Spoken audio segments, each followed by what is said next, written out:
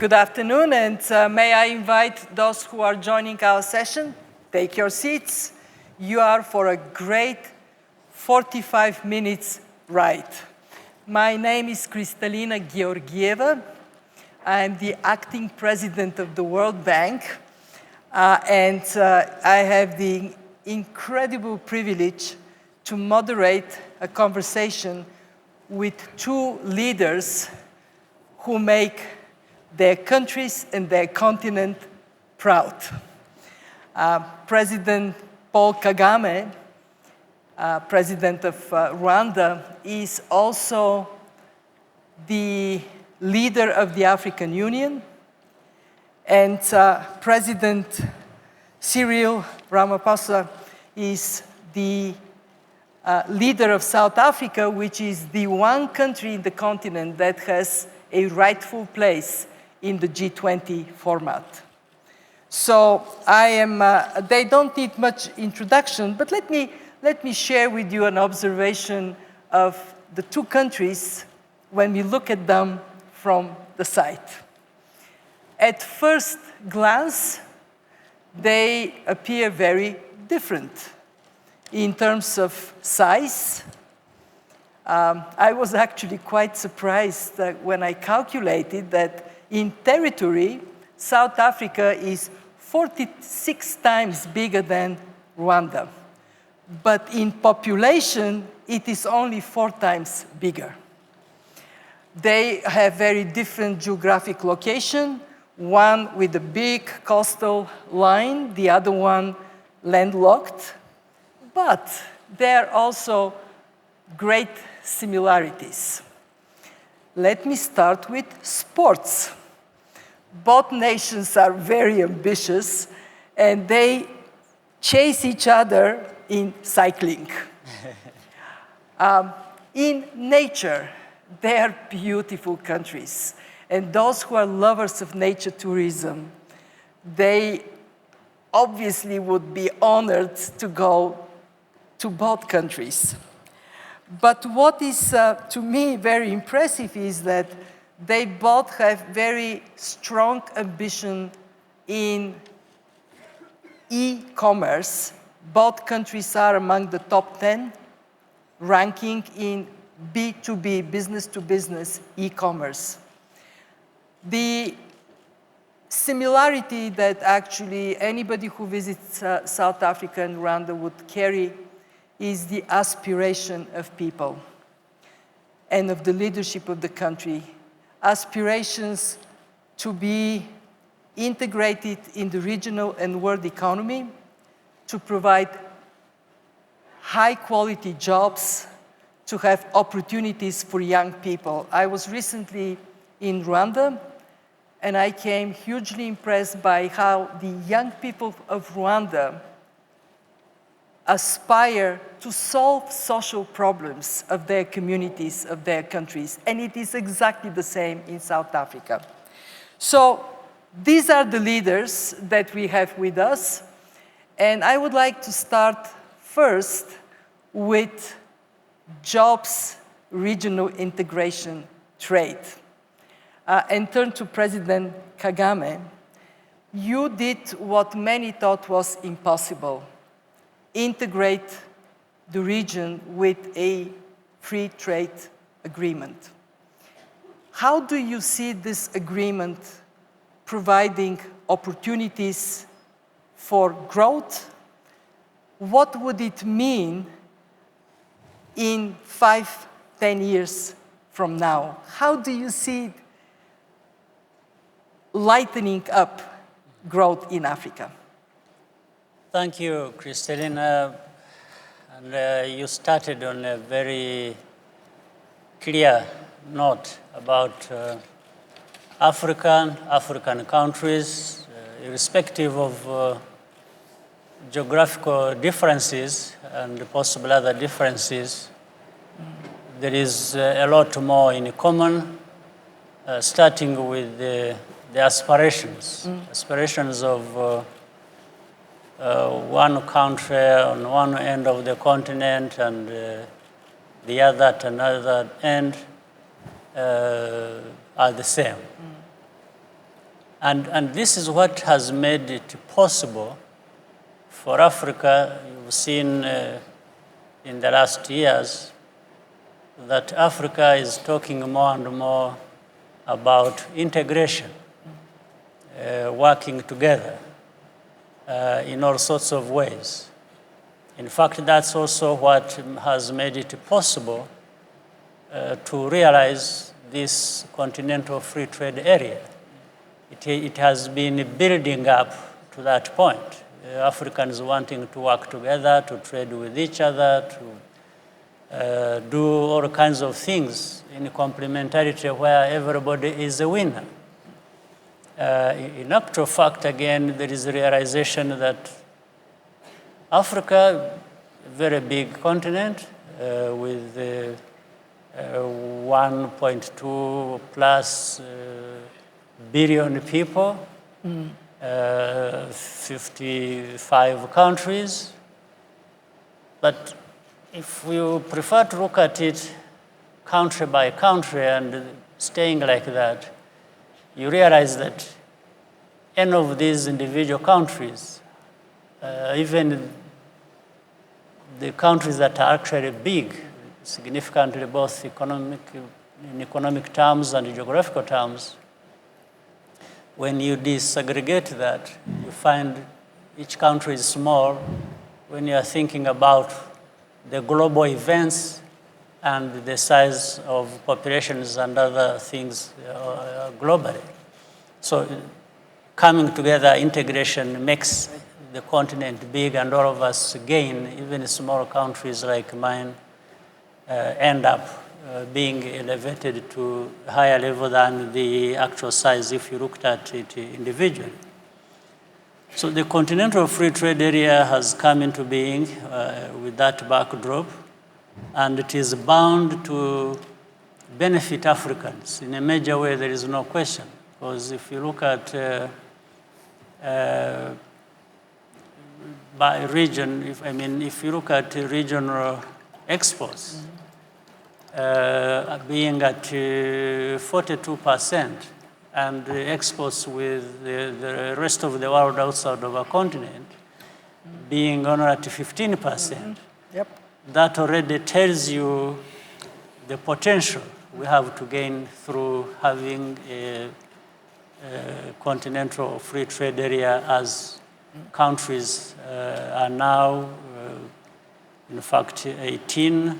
We are at 18 now, countries ratified, ready to go, and we have many others signing up and ratifying as we move. But at the first signing, the first day was 44 countries, which showed the appetite the countries had, again, based on the other aspirations I talked about, to make sure that we gain, and we gain by creating this space. We gain, again, there is more employment and jobs created, there is no doubt, and I gave you the volumes of exports, which again will speak for themselves. So I think there is no question about CFTA benefiting Africa, benefiting every individual country that is involved. And it is a great legacy that you would leave behind. There is no question. I'm sure, I actually think that this is a landmark achievement for the African Union, and it deserves a round of applause from this audience.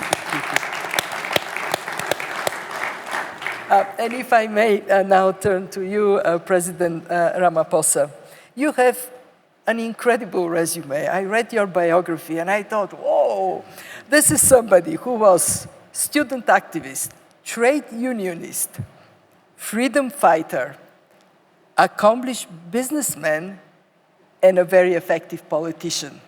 So what do I ask somebody with that resume?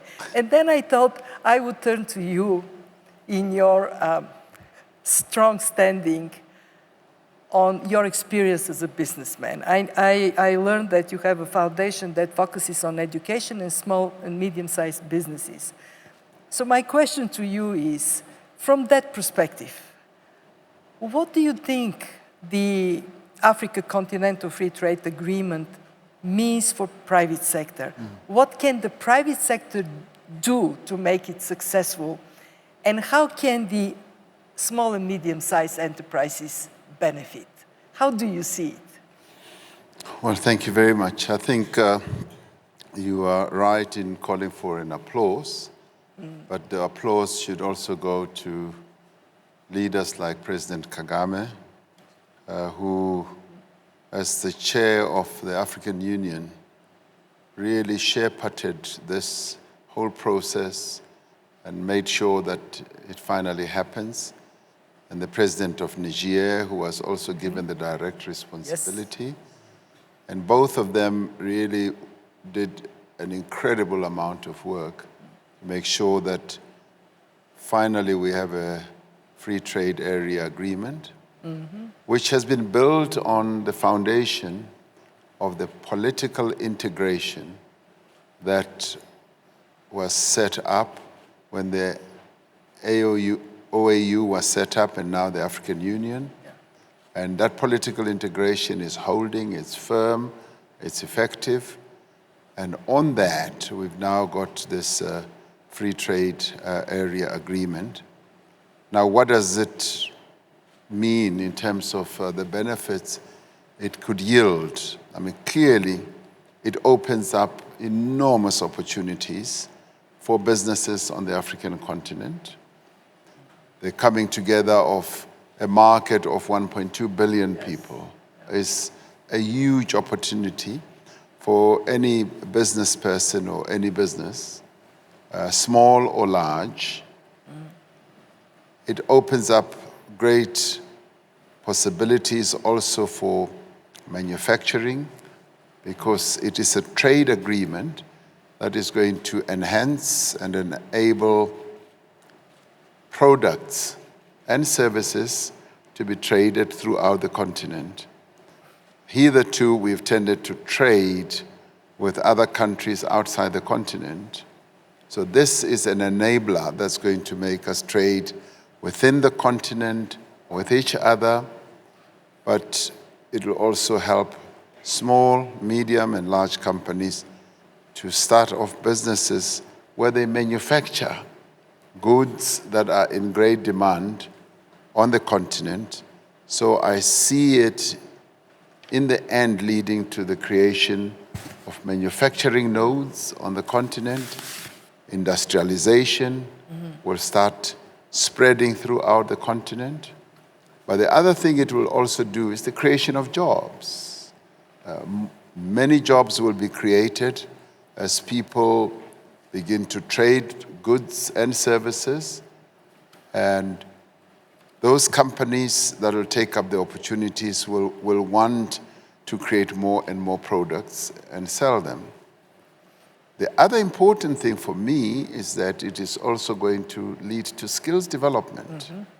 Skills will be spread, and we will also be able to benefit from best practice. So it will enhance competition amongst companies in various countries, but it will also lead to smart competition amongst nations as well, where they begin to develop specialization around producing certain products. Various regions will also spring up and be able to specialize in certain areas. And so I think this is a great boon for the continent. And if you like, it could well be the great industrialization moment for the continent. And already we've got a lot of business people in many countries who can't wait for the various governments on the continent to ratify this free trade area agreement so that they can get going. And those who have not yet signed are going to be under enormous pressure themselves from their various businesses, as those businesses will say, we're being left behind. Yes. So it's going to be a wonderful leveler, and it's also going to create all those great opportunities. That is the future we want. And when we talk about the future of Africa, and the potential of the continental trade area. We also have to imagine it with digital being the connector of all countries in the 21st century. President Kagame actually also did a huge service to the continent with Smart Africa. And we had that conversation that we cannot imagine growth in the 21st century without digital connectivity. We cannot imagine Africa being left out of the digital economy, but we can imagine Africa leapfrogging through it.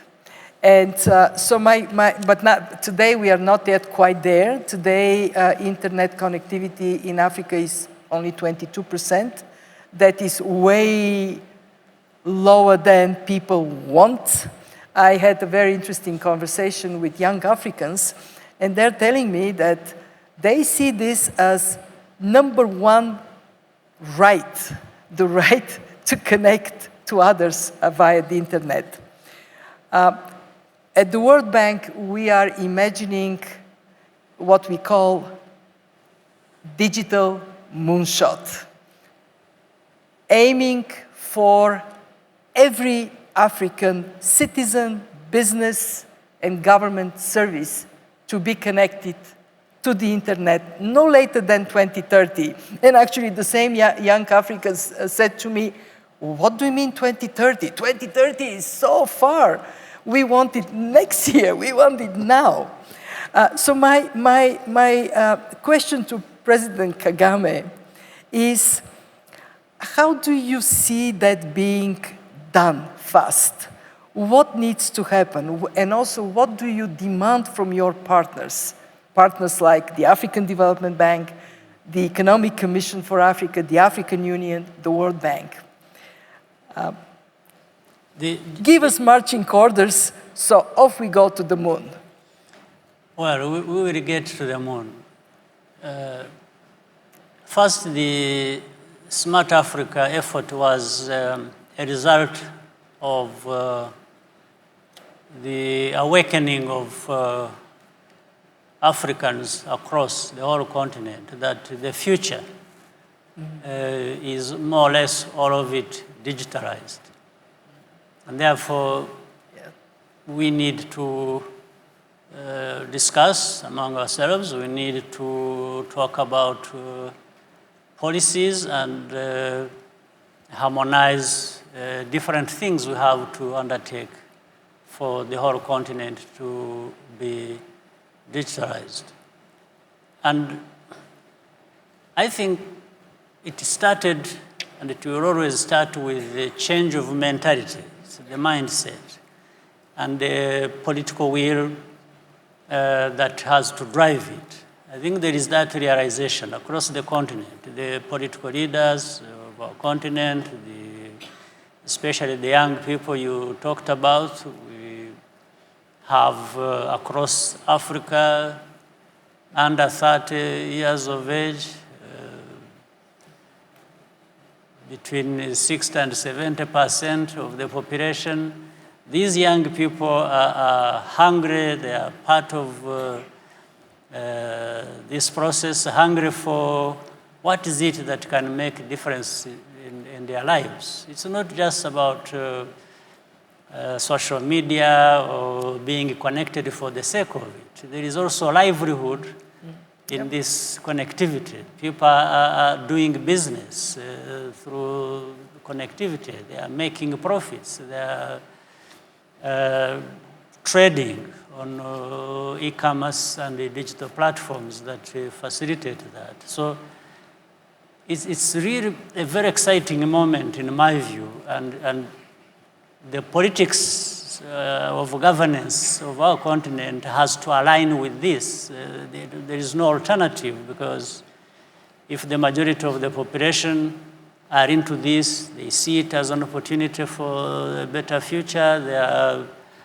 just out there searching for the ways forward, it is just important and right for that political environment to be there. And then, so the marching orders, therefore, if I may take advantage of your request, is with the correct political mindset, we move into the mobilization of investments in the area of infrastructure that would support that, in education and training for development of the very skills and knowledge that are required for this digital economy to be built and thrive and deliver the promise that it has, that people have identified. I think this is what is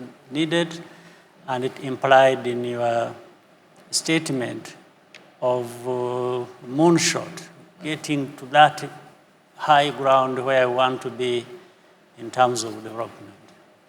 Well, thank you. Thank you very much. And I am very pleased to report to you that the Broadband Commission that you co-chair has agreed that it is absolutely paramount to have a working group on Africa. So from all possible directions, we will be working to make that a reality. And my question to President Ramaphosa is, what is on the way? What do you think are the obstacles to overcome? I want to share with you something that, again, young Africans were saying. One of the obstacles is that not all governments are comfortable to switch to e-government and to become part of this digital world. What do you think? Yes, I think there are quite a number of obstacles. In fact, the earlier question that you asked, where young people were saying, why should we wait to 2030? They want it now. And in many ways, young people have been ready. Yeah.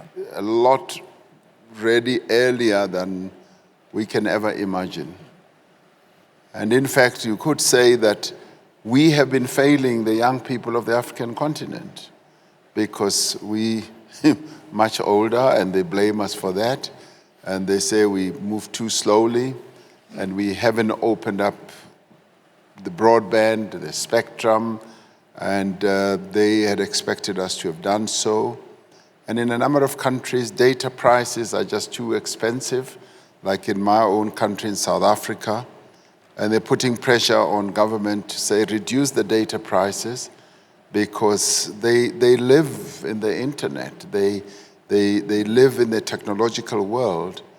So the barriers has been governments that have been moving too slowly and that have not quickly and fully embraced this new, bright, and brave world that young people live in today. Yep.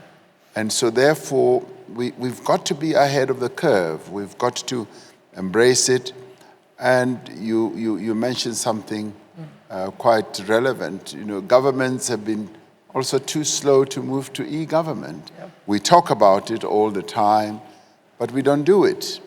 And the pressure that we are now facing from young people, and indeed from the exigencies of the now digital and technical world, require that we should actually not only embrace, but we should leapfrog.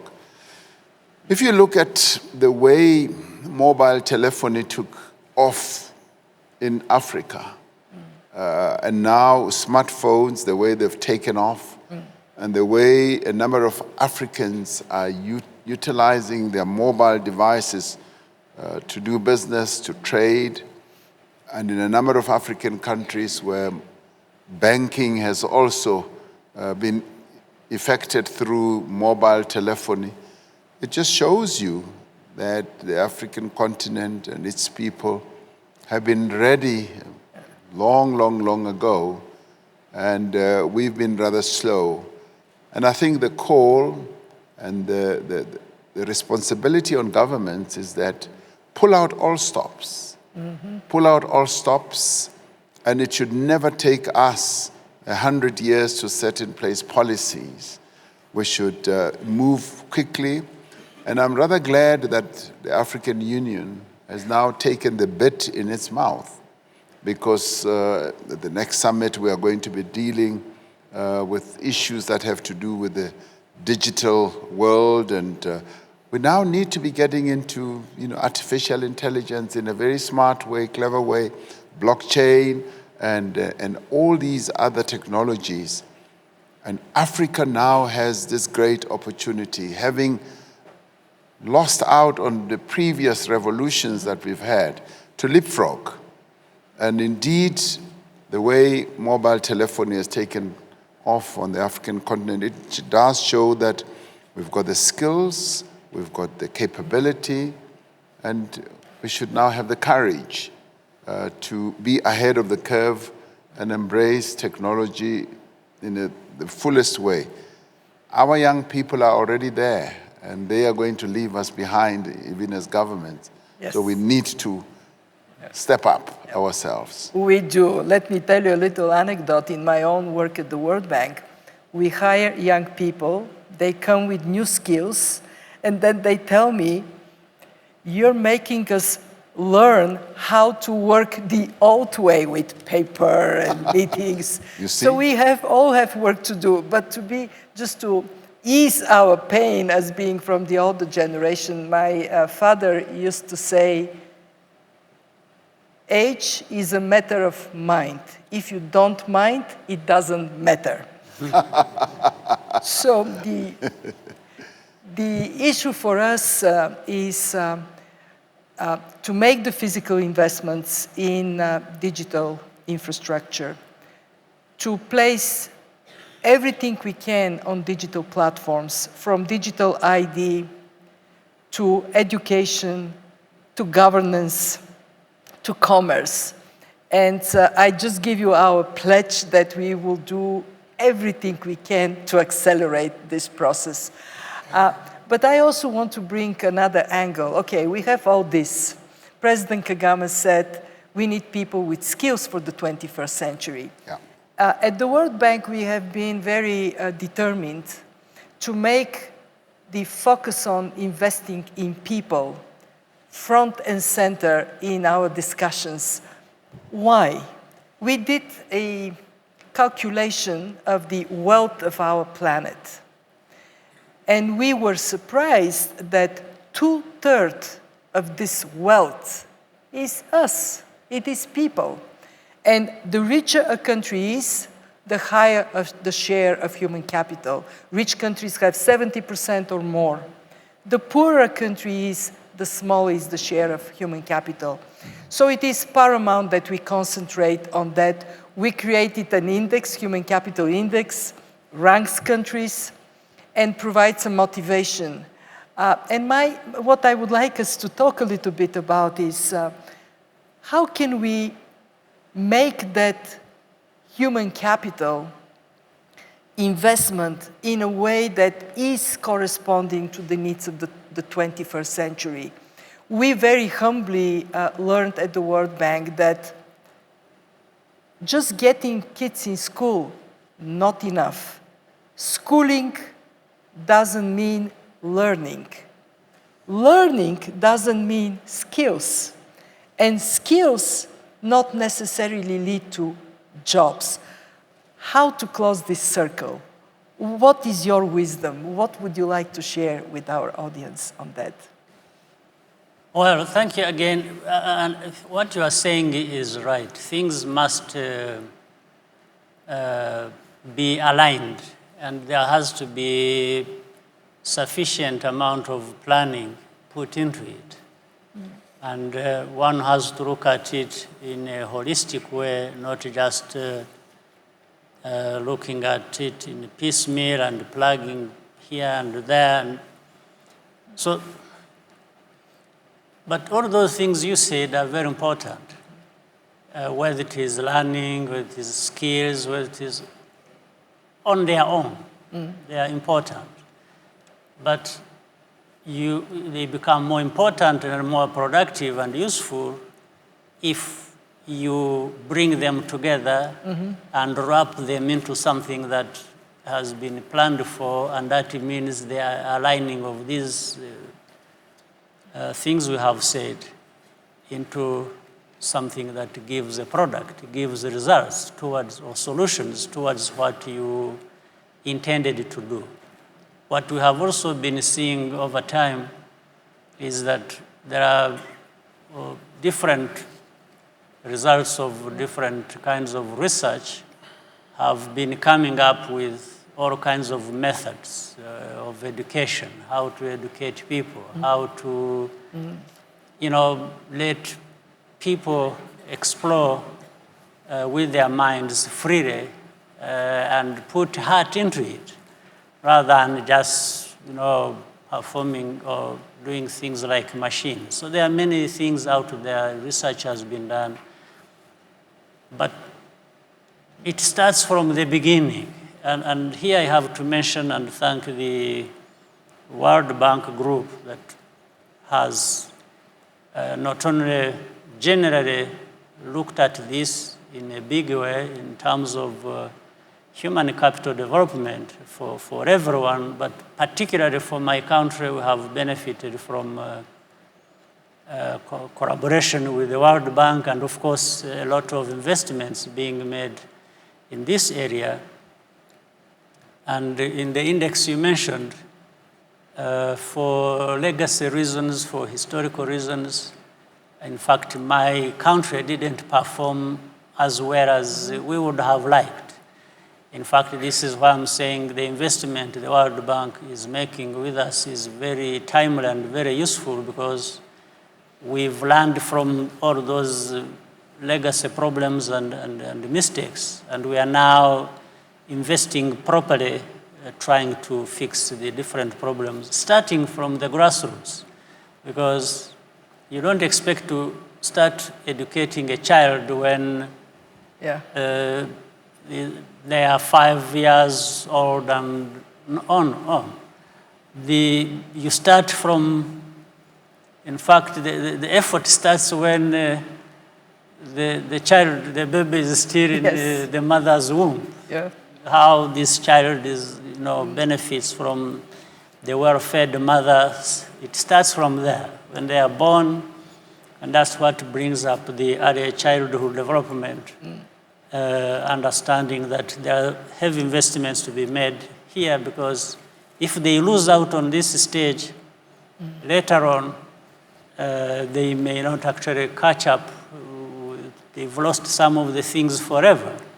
So this is the holistic approach we are talking about, right from the early childhood education programs, and then the primary school, secondary school, up to university, but in a more and a better fashioned manner to allow the modern times to dictate some of the things that have to be looked at. And do you find the ranking helpful, that you're being ranked somewhere in the index? Yes, absolutely. The ranking is very helpful, because something that you measure.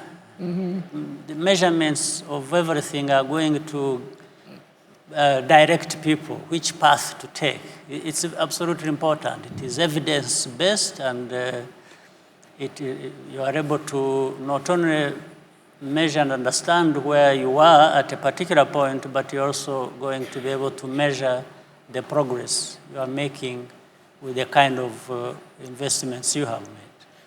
And I can tell you this is everywhere. I have been talking in my own country about investing in education, but it was when I told them you're not ranked 44 when everybody started paying attention. Why 44? Why not higher? And actually, this is so because we want people to be productive.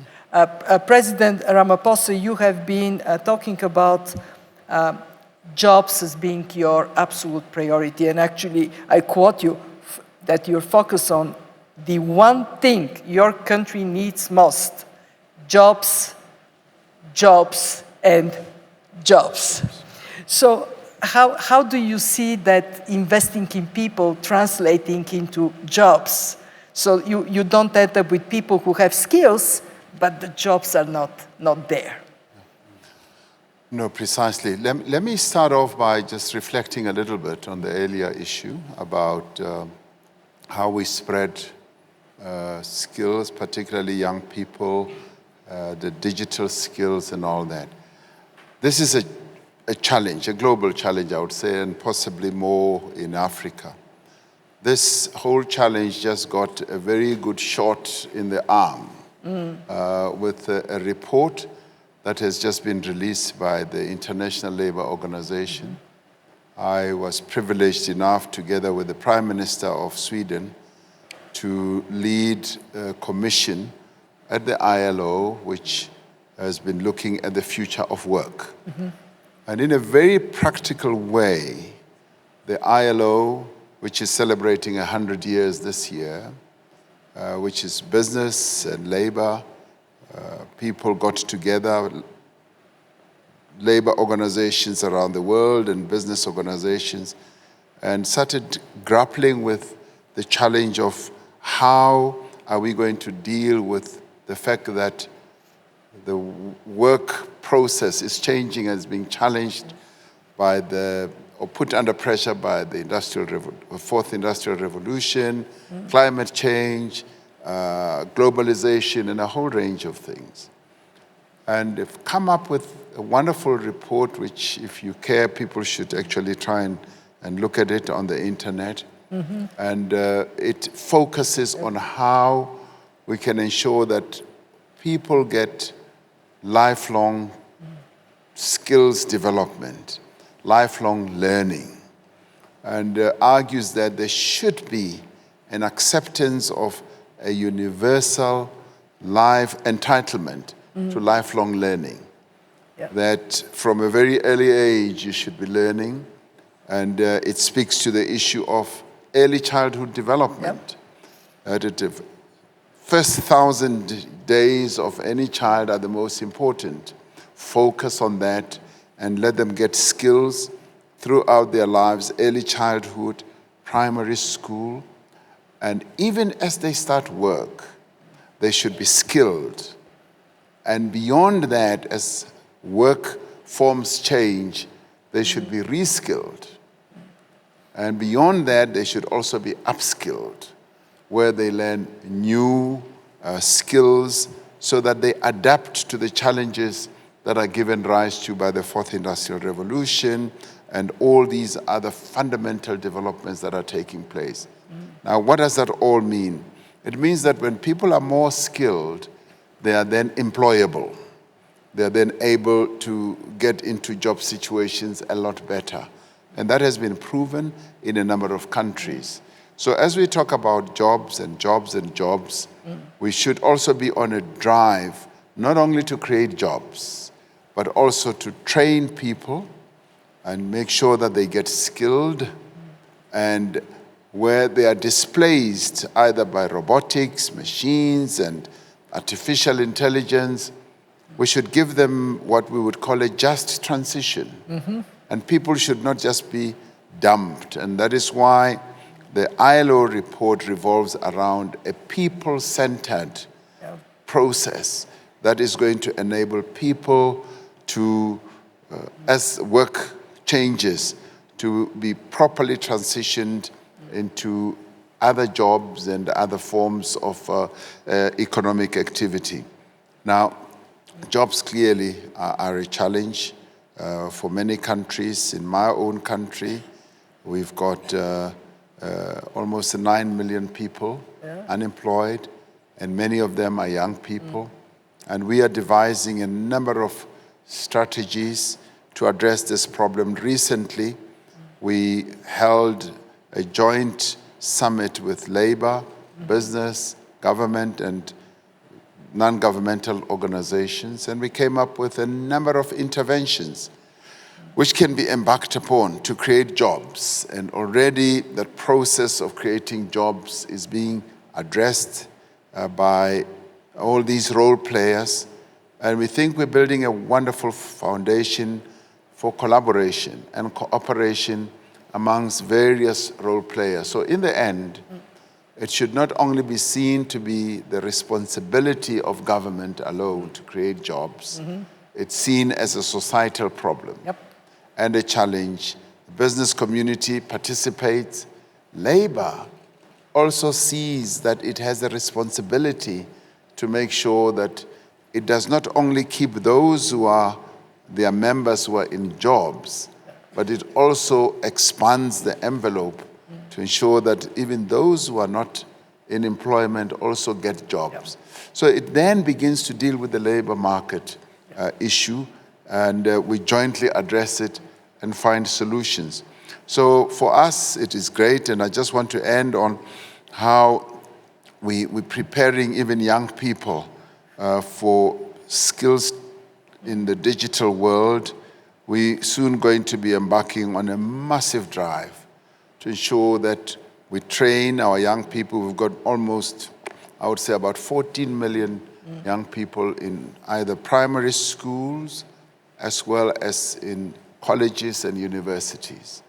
We want to spread the digital education through to all of them, and even ensure that on a progressive basis, we give them these devices that are going to enable them to get better trained.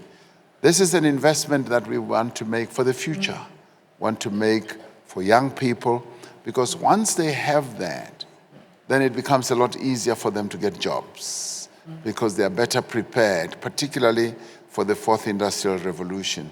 So this is a commitment that we are making for the young people of our country. Well, I think this deserves a round of applause, that commitment to the young people. I cannot agree more with you that this just transition is essential. In the European Union, over the last decade, they lost 15% old manual jobs, and they created 15% new economy jobs. It looks like everything is great. 15% gone, 15% new. The problem is the people who lost their jobs didn't have the skills to migrate into new jobs. And what we see in Europe is more populism, more anxiety in society. So just transition. We are running fast out of time. We have 2.5 minutes left. And I would have two questions to President Kagame. When you pass the baton to President al-Sisi, what are you going to tell him? And to President Ramaphosa, when you go to the G20 in Japan, what message do you have on behalf of Africa to your colleagues in the G20? President Kagame. Well, to my colleague and friend, President al-Sisi of Egypt, who will be coming to take over the chairmanship of the African Union, I almost telling him the obvious, that the job carries a heavy responsibility of thinking beyond our own particular countries, but the whole continent of Africa, and how to keep the African continent united around these very important and positive and consequential themes to do with the transformation. So I'll be telling him what he knows, but I'll be telling him also what I have experienced, that it is also doable. It's a noble effort that he just continues until he gives the baton to another African leader to keep carrying all of us and the continent forward. So it's more or less a pretty obvious message, but also giving him the kind of balance sheet as we have it from the previous. And your phone number so he can call if he has questions to you. I ask him his phone number so that I can call him to say I'm available. President Ramaphosa. No, the message that I will be taking to the G20 is a very strong call for strengthening the multilateral system in the world. because we in Africa, and South Africa sees itself as it participates in some of these forums, particularly the G20, we do it on behalf of the continent of Africa, to be the voice of the African continent and developing economies in the world. And as we speak there, we want to be stressing that the multilateral system needs to be strengthened, needs to be retained, and should not be weakened. We base it on our lived experience. Africa is making the progress that it is making today because we've decided that it is only when we work together, when we collaborate, and when we embrace multilateralism that we are able to move forward. Now, there are others who are trying to weaken and in a way also destroy the multilateral system. And we want to reiterate that we need to strengthen it, need to strengthen the UN. And in strengthening the UN, we also want to carry a very strong message that the UN Security Council needs to be reformed because there is a huge chunk of people in the world who are not represented. Africa is not represented on the UN Security Council, and it cannot carry on like that. It is the most unfair and inequitable type of cooperation. So cooperation means include everyone, let everyone have a voice. So we will also be arguing that the various other multilateral institutions in the world should also be strengthened, and everyone should have room to participate in.